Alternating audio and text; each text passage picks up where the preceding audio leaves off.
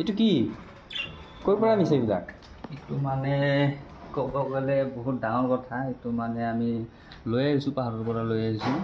কোন পাহাৰ? এইটো নীলাচল পাহাৰৰ পৰা লৈ আহিছোঁ। মাত মাতেনে এইবিলাক? এইটো মাতে, কিন্তু বৰ্তমানলৈকে এনেকুৱা ট্ৰাই একো কৰা নাই। কৰিম ৰ'বা কেইদিনমান পিছৰ পৰা। বহুত ধুনীয়াটো তেখেতে। হয় হয়। মাত কিবা এটা মাতি আছে। মাতে, মাজে মাজে মাতে, ৰাতিপুৱা ই কৰি থাকে আৰু।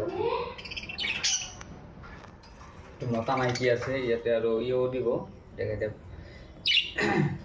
কণীও দিব।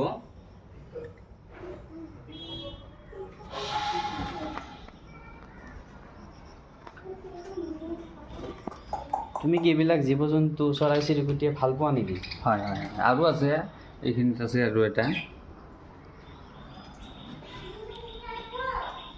এইখিনিত আছে, যদিও ছেটআপ কৰা নাই, মানে কেইদিনমান পিছত আৰু ছেটআপটো কৰিম। ভাটৌ এযোৰ লৈ আহিম। গতিকে তোমাৰ নামটো কি? নাম ক'ব গ'লে বহুত কেইটা নাম আছে।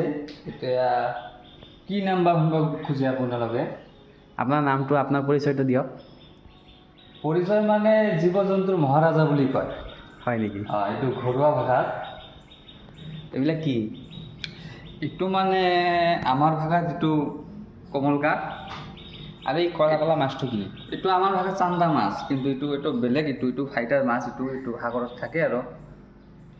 আৰু তুমি জীৱ জন্তু আৰু কি ভাল পোৱা? ভাল মানে জীৱ জন্তুৰ মোৰ কুকুৰ আছেনে নাই? কুকুৰ আছে, 10টামান আছে।